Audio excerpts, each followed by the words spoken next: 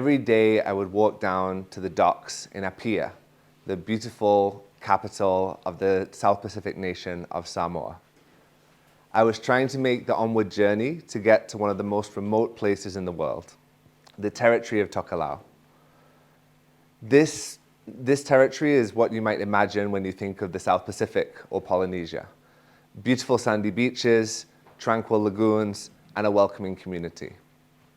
And I was trying to get there despite knowing the arduous journey that was ahead of me. By boat is the only way to get to Tokelau's 3 atolls of Atafu, Whakaofu, and Nukunonu, each with a population of around 500 people. But it seemed that I was particularly unlucky as I had arrived in the transitional period where the aging vessel that serviced the islands, the MV Tokelau, was being pulled into retirement. The islanders told me about this vessel's precarious trips to the islands and their pleas to the New Zealand government, which administers the islands, to provide something new. Now, fortunately, a new ship was on the way to do this route, but unfortunately for me, it had not yet arrived. In all, I spent nearly a month waiting for the boat to take me to Tokelau, and in the end, I didn't even make it there. Now, that might sound like an extraordinary amount of time for a failed mission, but talking to the islanders who were waiting alongside me, that's just a fact of life. When you live in such a remote place without even an airport, you don't know always when the boat's going to arrive. For me, at least, we were waiting in Samoa. There's certainly worse places to spend a few extra weeks, and I had the luxury of time, well, up to a point. But for me, this trip and this wait was worth it to get to Tokelau. I was interested in a project happening there called TREP, the Tokelau Renewable Energy Project, an ambitious mission undertaken by the islanders to move towards 100% solar power and to replace the 1,500 barrels of diesel fuel that they had to import every year to run their aging diesel generators. I was on a mission to understand how this tiny community, this tiny isolated community, was able to make this transition, to be at the cutting edge of technology, which at that point was still relatively new. In 2012, the islanders embarked on this vision to transition away from fossil fuels and to become a society completely run on renewable energy.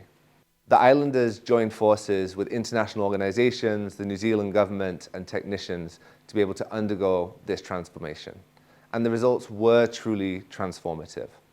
Not only was the island of Tokelau able to change its own local environment and set a vision for other islands around the world to follow, but it really provided a blueprint for how larger nations could follow the same path and move towards a renewable future. This shift to solar energy not only illuminated a path for the islanders, but it demonstrated a blueprint for others to follow. And the most important thing was that the islanders benefited now from 24-hour electricity for the first time, allowing students to study in the evenings, fridge freezers to run when they had an extra good fish catch, and all the other benefits that comes along with.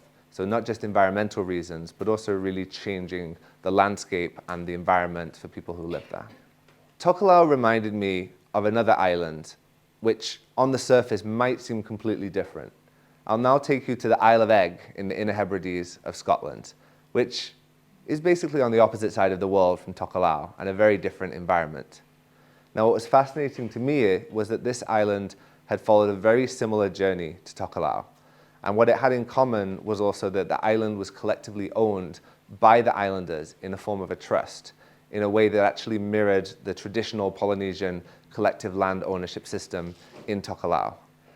But the most obvious parallel is that both islands had embarked on this ambitious mission to become 100% renewable.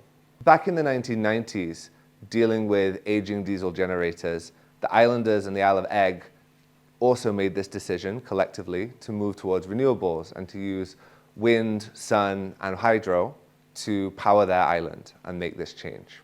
Now, despite the constraints on the island, they were able to make this transformation and overcome some of the major barriers that they had. And by 2008, had run the entire island on renewable energy, which for such a small community was an incredible vision of transformation. What connects the Isle of Egg with Tokelau, these two seemingly different communities? It's not just this pathway to renewable energy, and the shared vision that the islanders had. But it's the remarkable creativity occurring in somewhere where it might be unexpected. But actually, why should it be unexpected? By their very nature, islanders are forced to make use of what they have available and to innovate, not always having the ability to go down to the store and get everything that you might need. By the very nature, you're forced to find new solutions for different problems. I've been fortunate to make a career out of working with different islands and assisting on their pathway to sustainability. As you can imagine, there are many differences between islands around the world, and you might see obviously that here on the Isle of Wight, it's a little bit different to Hawaii or Barbados or Fiji or even the Shetland Islands. You're very lucky that you have a more significant ferry than Tokelau. And unlike the Isle of Egg, you also have an electricity grid connected to the mainland, which makes a significant difference. However, you might be surprised at how much all of these islands have in common. I started Island Innovation as a purpose-led group with a mission to share island stories, connect them together, and learn from one another. And despite the many, many differences in culture, climate, geography, economy, learn that actually there is a common thread that unites these islands and brings them together that they can all benefit from. As a purpose-led group calling for islands to come together and share this information, we've been able to get recognition on the global level for the work that islands do to lead on innovation.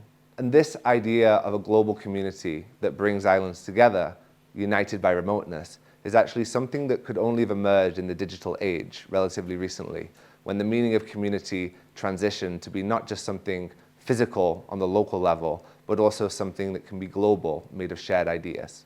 Access to energy is, of course, one of these challenges that many islands share, but there are many others, such as tourism, waste management, and ocean conservation.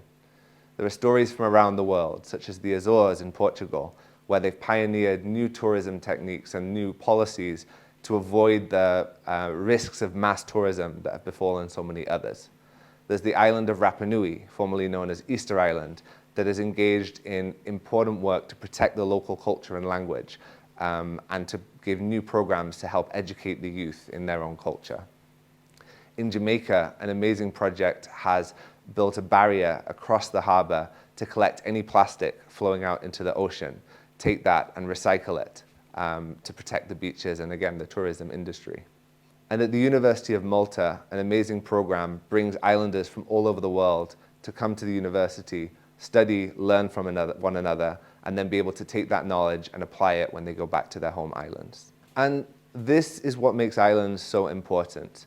The tight-knit nature of communities is actually a driver for innovation and change that can be very powerful. These islands show the power of community and the fact that these limitations and constraints can actually be the driver for innovation that they need. So paradoxically, this situation is something that encourages innovation. And fundamentally, whenever there is a global challenge, whether it's a pandemic, climate change, or the price of oil, islanders normally feel the brunt of that first, and so are forced to find paths on uncharted territory to solve these problems, leading the way for the rest of us to follow. But what can these islands teach us about impact and innovation and change? They're not just a place for your holidays where you passively experience them, but they're actually the places at the forefront for the needs of the future. And in a world where we see environmental and sustainability challenges as fundamental, we should look at the islands for education on how we can solve all of these global problems. So from renewable energy implementation to waste management techniques, these programs around the world from these very, very diverse islands are coming together to create change. And this is an opportunity for all of us to learn from them. As we conclude our journey through these stories of islanders around the world, let us remember the Isle of Egg and Tokelau and what we can learn from these amazing places. These islands are lighthouses of innovation, shining a spotlight of the problems that are down the road for all of us and how we need to react and respond as a global society. By recognizing this leadership from islands, we can empower all of us. And so I invite you to join a global community connected by a spirit of innovation from islands around the world that can learn from one another and provide a pathway for all of us to improve the sustainability of the world.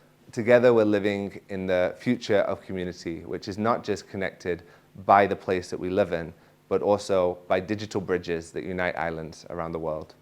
Thank you so much for listening.